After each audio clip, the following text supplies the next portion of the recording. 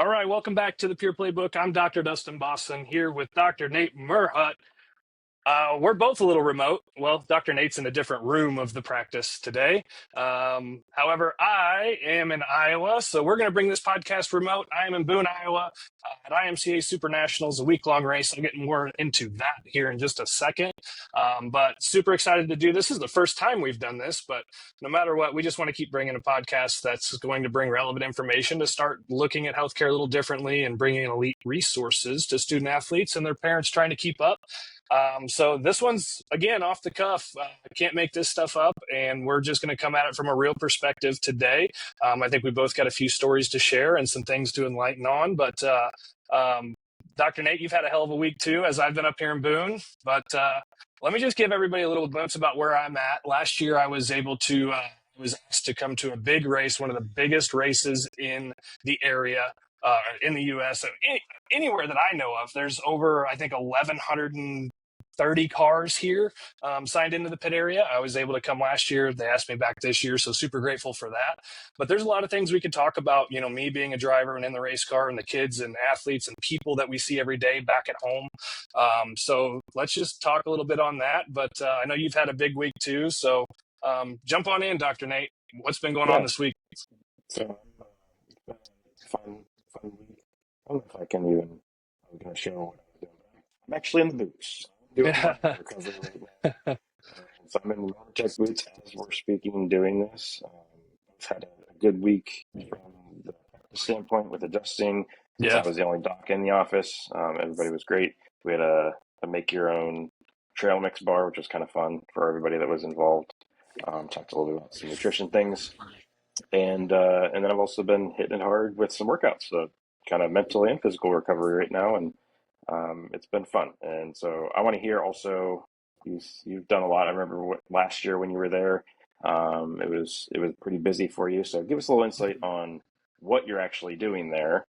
You said where you are, but what are you doing there? Yeah, so here at Boone, I'm literally adjusting drivers and crew and families here on site. And it's been super awesome to do, really going through an evaluation here and getting people checked and getting them adjusted. There's a lot of people here who have never been adjusted before. Do you want to guess the three things that they've said on why they have not yet to be adjusted? They've told not to get adjusted based on what their spine looks like. Yep. Where do we go? Where do we go? Who do we trust? How do we prevent? And why didn't I know about this sooner is now quickly becoming the fourth. So it's really been a blessing. And anytime you walk into a circle where you have some commonality and and some trust because you are one of them, always breaks down some barriers pretty quick. And so that's been super cool. So literally it's humbling. I've adjusted well over 200 people here by myself, which is a similar week to what you've had back home. But being licensed in Iowa and being licensed in some of these states gives me the ability to come serve these people and these drivers. And literally, I don't mean people as a blanket term, but I mean these people. Yes, they're racers, they're athletes, and there's kids in this event that are 16 years old, 15, 16 years old.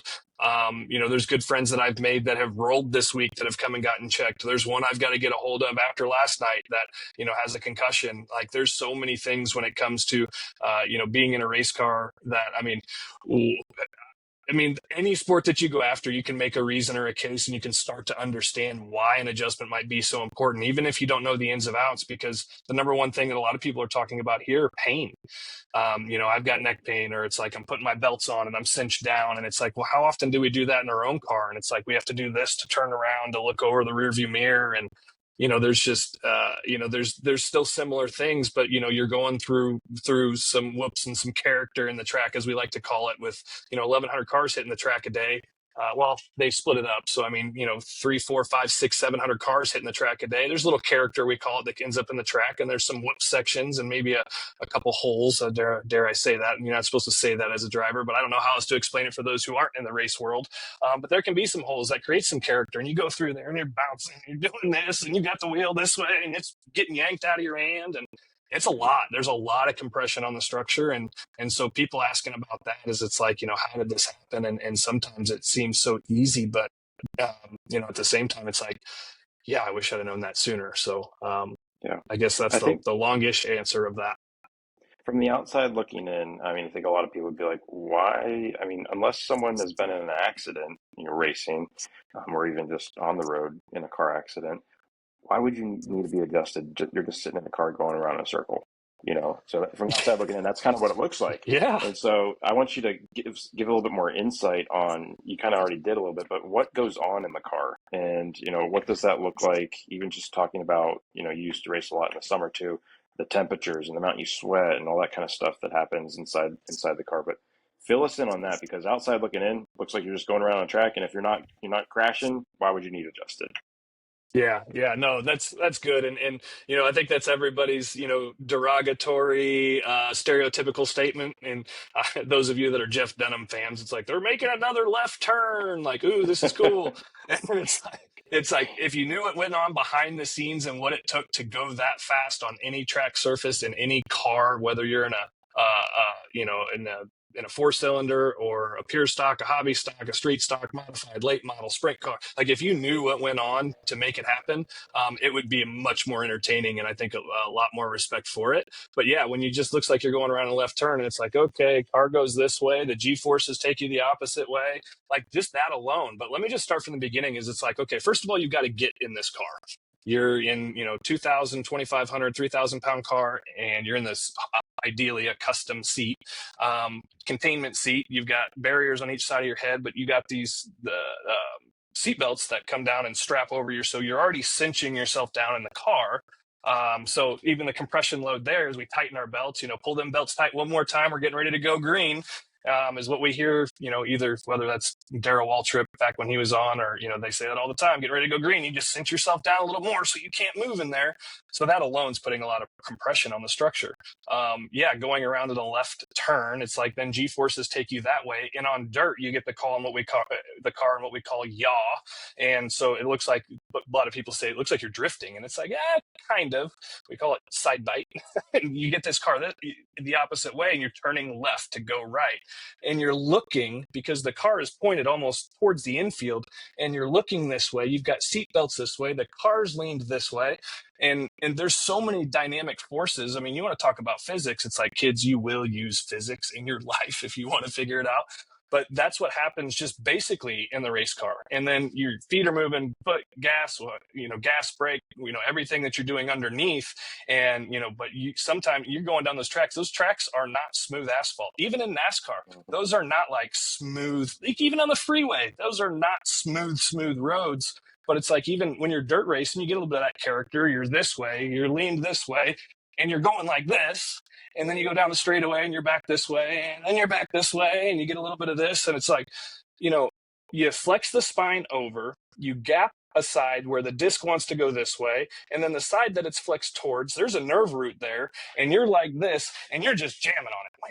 Wham. And it's like, those misalignments can happen. And sometimes, I mean, we're talking millimeters at a time. As it's like, how many people do you know out there who have had disc injuries or had that sharp pain that goes down the legs or down through the shoulders and into the fingertips? That's a lot of times, 99% of the time, it's a nerve root problem, and we're just sitting there hammering on it. And while you might not feel it right away, it's just like time and repetition of doing the same things over again. You're going to feel some of that. You can get into the head restraints, head and neck restraints, which are awesome. Hans was one of the first ones on the scene after Earnhardt passed. Now we've got the Simpson hybrid like I wear that's a little more outside of the shoulders, which I love. But you have all of those things to take into account too. And, it's a lot. And then heaven forbid, this week's, there's been quite a few rolls. There's been quite a few flips. And a lot of that is hard racing. You're in a biggest stage of, one of the biggest stages of racing as a whole. I mean, you can talk about Daytona, you can talk about Eldora, you can talk about Super Nationals, really all in the same breath. And I'd like to put the dirt side up there in the same breath. But you've got people like Matt Crafton out here, who's, a multi-time NASCAR Craftsman truck champion out here racing these things. And you've got Larson, who's in a sprint car and a modified, he's been in a modified a couple times. And he hasn't been in a late model in a while, but they come out here, race dirt. Bowman, Chris Bell, like all of these guys are coming out to do it. And it's, it is one of the biggest stages in racing, and you're going to have some of that hard racing and rubbing, and shit happens. And then you flip a car and those concussions can happen, even with all of the safety devices.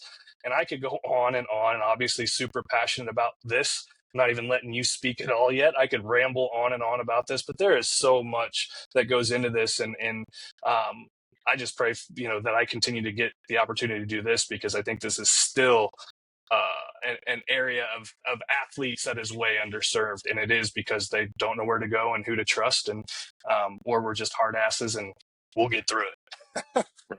Yeah. You bounced around like that. You're not in the car, but I'm thinking you adjusted how you're demonstrating right now what's going on inside the car. Okay, you've adjusted now. Yeah. What are some of the most common things you're seeing with all the people that have been coming up to you? I know you're seeing a lot of crew members and other family members as well, but what are the most common things you're seeing right now with drivers? Where are the stress points? Is it neck? Is it low back? Is it shoulder? Where do you see that those stress points are based on what's happening in the car? Yeah, that's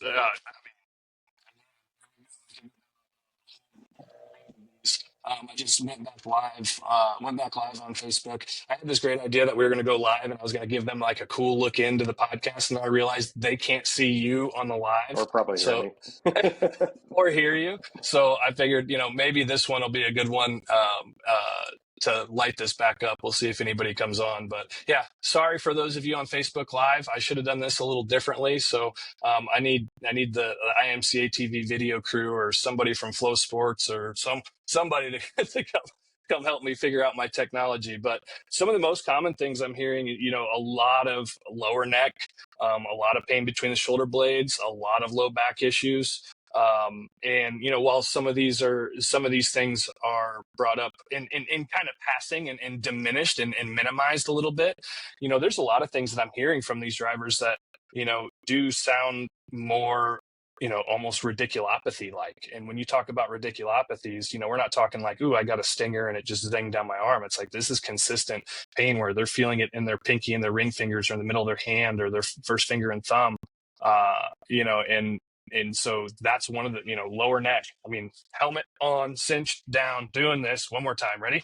And it's just like, that lower neck, and I say this all the time, the pain between the shoulder blades. D4, 5, and 6, drop back dorsal scapular nerve, which go right between the shoulder blades and feeds everything behind it. And it's like, yes, it could be a rib, but it could also, chances are it's a lower cervical problem. You talk about, low back issues, and the way we, there's some of us that will shift our seats a certain way, because the car is this way. You were looking this way to put eyes down the track, nose pointed to the infield. So we'll actually shift our seats so we can actually, when we do this, we're still facing closer down track. I'm starting to think about that a little differently from my perspective, and being in the car and being with what we do every day. It's like, is there a different way to mount it that might seem counterintuitive? Because that could also create an issue in the hips and pelvis. And it's just like, in the compression force, ready, one more time. Now let's talk about the lower part of the back as you're pogoing either down a straightaway that's got some whoops in it, or in a track that's got some character in it. So those are probably the top two things. Headaches, a ton of. And I think the biggest thing that I want, and we've got a few people coming on here, and there's the biggest thing that I like to talk about too is it's a nervous system issue, and these headaches, this numbness and tingling for a lot of you guys that race out there, and a lot of you families, it's pressure on the nervous system. It's not just an ache or pain and, oh, that happens, oh, I'm getting older, or no, it's the structure telling you that, hey, we have something going on. It does not have to be that way all the time. And so, neck, low back, headaches, migraines are some of the top things that I'm hearing for sure. Yeah. The one thing that I'll let you touch on it just so everybody else on Facebook can also hear it, but Yeah. talk a little bit about how the structure, let's just talk cervical spine. If they have a straightened cervical spine or a reverse cervical curve, how that compressive load over time. Some people are like, oh yeah, my neck hurts, it's just arthritis. But why did that arthritis get there in the first place? How is it Yeah. related to the curve, and how does that Mhm. compress the discs as well as the nerve roots around it? But talk a little bit about that because that's a really interesting Yeah. point on it's not just arthritis. Yeah. So again, for those of you on Facebook, again, I've got Dr. Nate on the other side. I totally messed up this feed. Thought I was going to be cool and link you guys in, but yeah, asking about the structure of the cervical spine and why a lot of people are having some of this neck issue, and especially in racing. But the straighter the cervical spine goes, like the spine's supposed to have a natural curve in it, right? So the straighter that goes, the more compression force that you put through the discs. That curve is there for a reason, to accept some of that blow and accept a lot of that compression force and mitigate that and displace it. So as the head goes forward and now we're straighter, it's like, imagine jumping on a pogo stick that has a real rigid spring in it versus something Hmm. that's got, versus having Tigger's tail that actually absorbs some force, right? Like Yeah, literally, I don't know how else I can put it, but it's that compression force as that spine goes straight becomes more and more. It's the time and repetition of that creates the degeneration over time. Degeneration, and here's one of the common things I've said to people, because they're like, oh yeah, it's that arthritis pain. Arthritis is not a pain generator. It's not. You can have arthritis, never know it. Now, right, the arthritis goes and grows and it starts impinging and occluding on other structures. That is what causes the pain. It's the arthritis as a thing that's encroaching, not because there's arthritis there's pain. And people are like, wait, really? right. And it's not genetic. Arthritis is not genetic. And people are like, really? My grandfather's got it, my dad's got it. It's like, guys, like, yeah. And they're like, wow, like, why I've had a lot of people here ask, like, why haven't people said that sooner? I was like, I don't know, I'm just here to change the game and the stereotype, but it's not genetic either. So the longer these things are out of proper position, the more these things shift and move and they get stuck. It's no different than these shit boxes. We call them shit boxes in the business. It's no different than the shit boxes we drive on the weekend, where it's just like, if there is something a quarter of an eighth of an inch, 10 pounds of load can literally change the dynamic of the car in a hurry. And it's just like, imagine having your toe, the toe of the front tires out like this. Will the car drive? Hell yeah, it'll drive. But how fast does it wear out? And how much time are you losing dragging these tires because they're not in the proper position? Now imagine that in the structure of the spine. And it's like, okay, well, I know that's in there kind of loose and it's just jamming and making its own clearance. And that's like, oh, we'll leave that little metal shaving in the cylinder. It'll be all right. It'll work its way out. And then over time, man, you're just going and going and going. And eventually that paper clip that you're bending back and forth and it's like, that's it. It's done. But it's all things that really can be managed and mitigated over time if you just get the structure checked. Like, we take better care of these race cars sometimes because I don't think it's because we don't want to take care of ourselves or these people don't want, because I'll tell you what, what I've had here with what I've seen here in the community, and people buying merch and buying some Doc Throttle stuff and introducing themselves to me and coming back from last year, it's been so awesome. And you can just tell these people are like, man, it's like, I wish I would have known. And so it's proper structures, proper function. It's the easiest way to put it. And just because you don't feel it doesn't mean it's not there. And there's so many things that you can do now. And for those of you that have kids racing, for those of you who have kids in sports, so I know we're on a racing kick right now because I'm here. But these are still athletes, and there's still these young student athletes that are in these race cars. It was pretty cool. I adjusted. Shoot, he's got to be 18, 19, maybe. Him and his dad both race. He won his heat. I think he transferred into the big dance already in his qualifier. And his dad brought him over and got adjusted. It's like, how cool is that? So just because you don't feel it doesn't mean it's not there. Don't be scared. Ask questions. We joke with people all the time. It's like we're a lot smarter than we look, we promise, but we're truly here to help. And this is just being here is just one of those opportunities. And being with you in the practice and us being at the practice is the same. It's just we're not mobile. We're stationary in that brick and mortar. But like, this is truly the goal, is to reach as many people as possible, as many families. Wives want their husbands around for longer if they're drivers, and husbands want their wives around longer. And if they're drivers, it's like your kids are growing up and doing the same thing, and you don't have to be in a race car to have all of this degeneration and all of these things start. It can be football, hockey, gym or gymnastics, cheer. It does not matter. The structure is the structure. You're given what you're given to perform at such a level on such a stage, no matter what athletes you're talking about. It's somebody told Kevin Gundaker told me one time when I had a little mishap, and he's like, hey, he's like, that race car is just a dumb hunk of metal. It doesn't know any different. Put it back where it belongs. Put the right parts on the car. You'll be fine. And a lot of times the body's way smarter than a dumb hunk of metal, but at the same time, it can be that simple. It's like, look, the body knows what's going on. It's not that hard. Fix it. Treat it well. Maintenance it. Maintain it. Shit's going to happen, but take care of it now. And for God's sakes, do it for this younger generation. I Was that bet what you were looking for? Oh, yeah. I bet the percentage of people you've seen don't even know what their structure looks like. You know, the Yeah. majority of the ones that you've seen probably don't even know what their structure looks like. Yeah. And I'm going to plug in a little bit of a story that happened this morning where there was a volleyball coach that came in. She's under care, and she's trying to get one of her other players under care because she's got this shoulder issue that she's been to her primary care physician. She's been to the physical therapist. The athletic trainers looked at her. You know, everybody's looked, and they say there's not a diagnosis that they have for her. They don't know what's wrong. There's some mobility issues within the shoulder, and that's about it. So they're throwing some exercises at her just to try to get some mobility back into that shoulder so she can continue to play. And one of the biggest recommendations they're giving right now is to rest. It's like, okay, so you haven't had any answers. You don't have a diagnosis. You don't really know what's going on. I'm going to throw some exercises at you, and I'm going to have you rest. That's the solution. It's like, has anybody looked at her structure? And the answer to that is no. So we're trying to get the coach to have, you know, have the mom and dad okay with us just having a conversation and be like, look, we're happy to sit down, take a look at it, and you know, most likely, I guarantee you, we look at her cervical spine and it's messed up, Yeah. and we start there. We look between the shoulder blades and we start mobilizing the thoracic spine and working through some of those adjustments, and the shoulder mobility starts to come back. Yeah, there's probably some other stuff that we can include in there, but nobody's looked at her structure yet, and I guarantee you that is a big piece of the picture. Mm-hmm. So, and it relates exactly to what you're doing, but nobody knows, and I'm sure you've had many conversations over the past week with a lot of these individuals, and they don't even know what's going on in their own body. Yeah. So Yeah. it's a big thing people miss. You're so right, and it's just like there's a couple gals I adjusted yesterday, and I asked them the same thing. I was like, has anybody taken X-rays? You're like, oh yeah, I go to the chiropractor, and da, da, da. It's like, okay, do you take any X-rays? Oh no no no. Like, what do you mean no? Like you have this ridiculous symptom going down through your shoulder into your fingertips, and nobody's looking at the structure.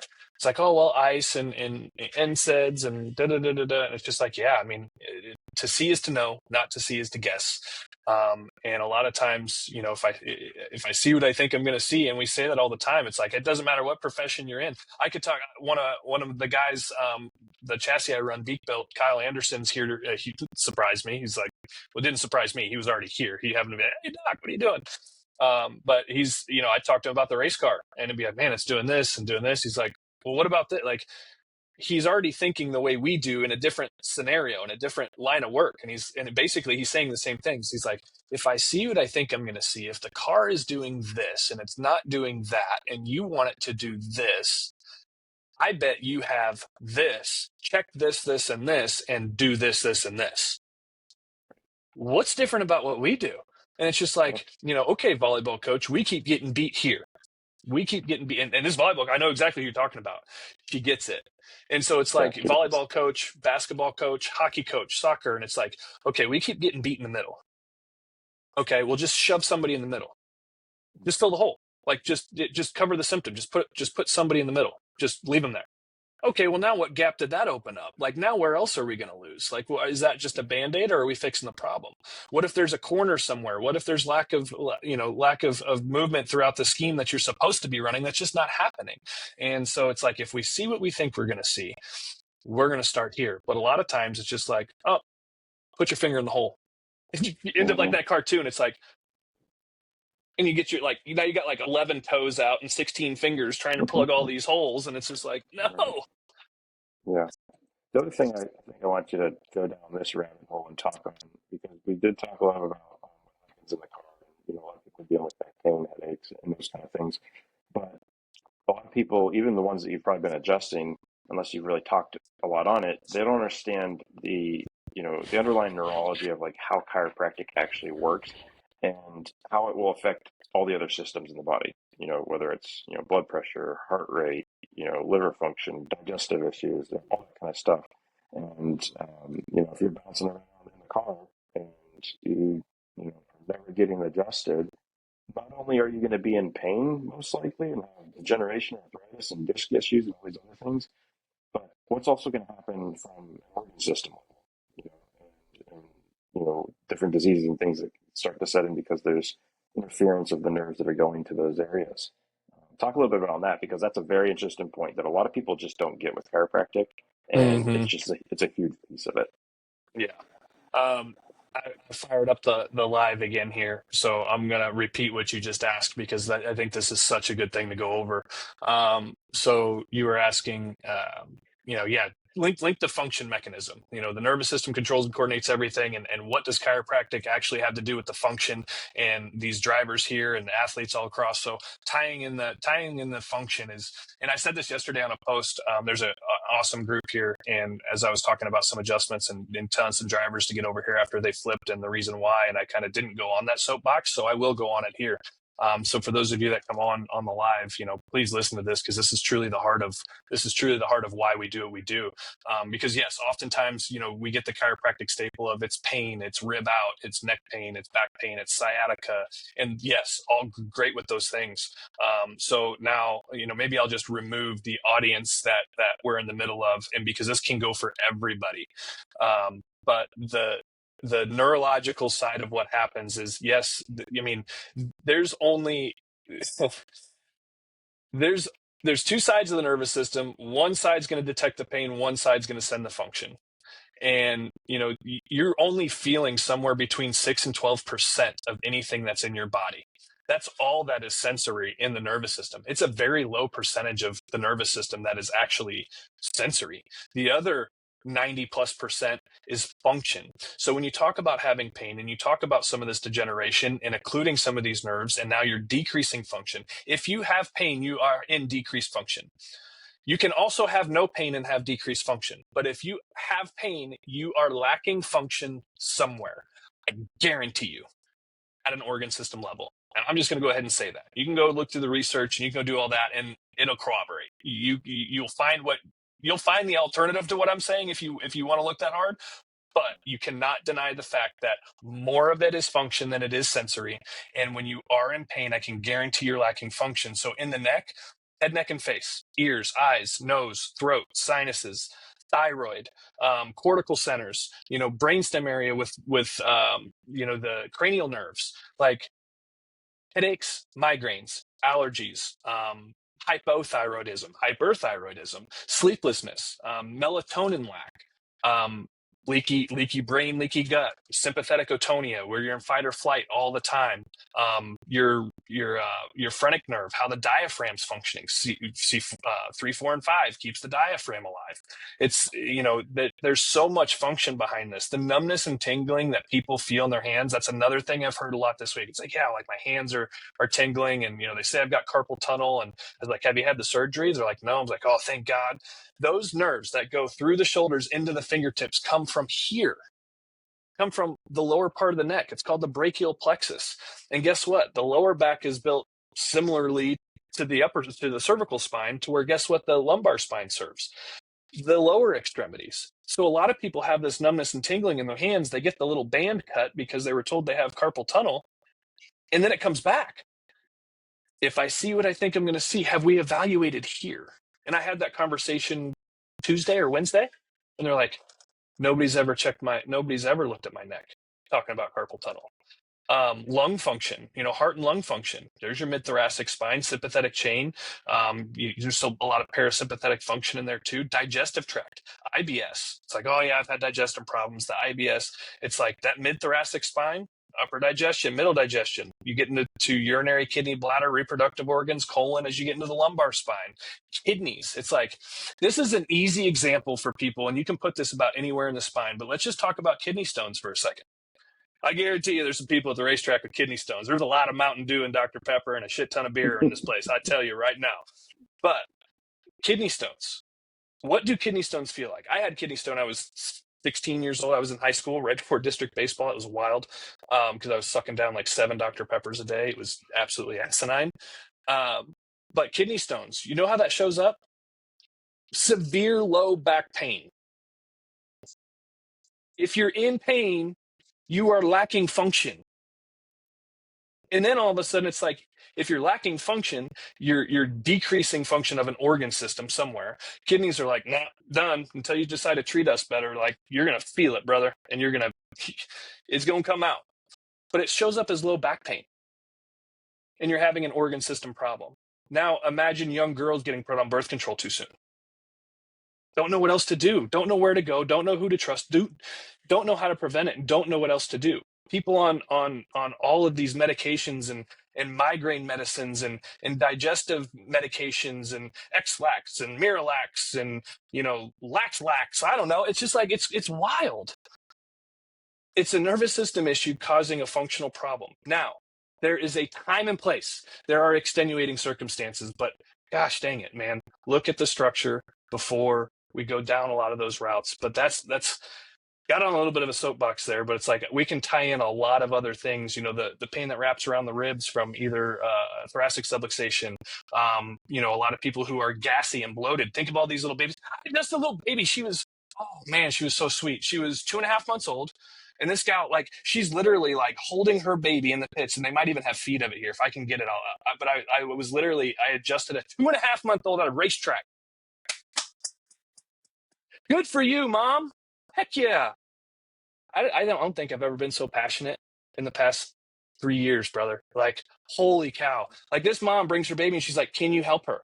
I was like, I can help damn near anybody in this pits. Like, yeah, what's going on? And I adjust a 2.5-month-old at a racetrack, and she instantly stops being all colicky. And she goes, she literally just melted in your arms. I'm like, it's the power of the nervous system, folks. You only get one shot at it. Like, you can go buy a new race car. You can go buy another set of boots, another set of cleats. You can go buy another basketball. You can go buy another goal. You can have Shaq tear down your freaking rim, and you can buy another one of those. You ain't getting another nervous system. Ain't gonna happen. Matter has limitations, and there's so many people. I'm going to go check on somebody today. They know who they are. I don't know if they'll ever see this, but I'm going to go check on them today because these people are just freaking awesome, and they don't deserve to go through.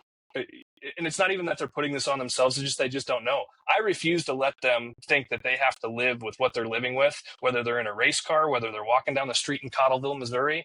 I don't care. You don't have to live with what you're living with. You just need to have a little bit of education. And what you do with that, if all I do is educate people on what could be and make some sense out of this, then I can go home and sleep at night knowing I've done my job. But there's not enough of me in the pits. There's not enough of me at my office. There's 2 of us now. There's at least we have 2 of us that are doing this now, but there's not enough people that are putting this out there because even being here at the racetrack, man, like they're loving it. And there's still a lot of questions to be asked and answered, but I think we're on the right track. And if people knew what the nervous system controlled, it's like pop number 8 spark plug wire off that motor and tell me how it runs. It'll run. You ain't gonna get the function out of it you want. Right. Yeah, another example of how the nervous system correlates with a lot of that stuff with um, chiropractic care. And this person, we just recommending this, and we don't recommend getting off drugs or anything, but a lot of people will start to take themselves off. Or the request from the provider that put them on the drug that they don't need it. And this person is reducing the amount of Lexapro that they're taking, and they think within the next 30 days they're probably not going to have to take any at all. And Amen. they're getting adjusted. Yeah. And that's what's working for her. And she brought that to our attention that's where she is with things right now. And we're giving high fives in the office because it was awesome. Yeah. And that's what it's all about every day. You know what? I can't think of how many high fives I've given here. We talk about that a lot in the office. And it's just like, if nothing else, like, I truly believe the high five. I don't know why I feel like I have to talk about this right now, but I think a high five and a hug have the same effect. And there Yeah. needs to be a hell of a lot more high fives and a hell of a lot more hugs, because that shit matters. And to celebrate people, whether it's coming off of a medication, whether it's having a successful surgery or a successful birth, or, you know, whether it's coming off of anything, or having success with anything, like, high fives and dance, baby. Like, let's go. That stuff matters. Right. And so I love that. And we talk about that in our practice a lot. It's like, if there's one thing we're committed to, it's giving high fives, because if you get a high Hmm. five, one, it either means we care, or you're having success. And Yeah. I don't care what it is. And so, yeah, let's keep handing those out for sure. Yeah. Something else that just came to mind that happened this week while you're gone too is um, we had someone start care. It's probably been about 30 days for them now. And when they initially came in, they said, I do not like being touched.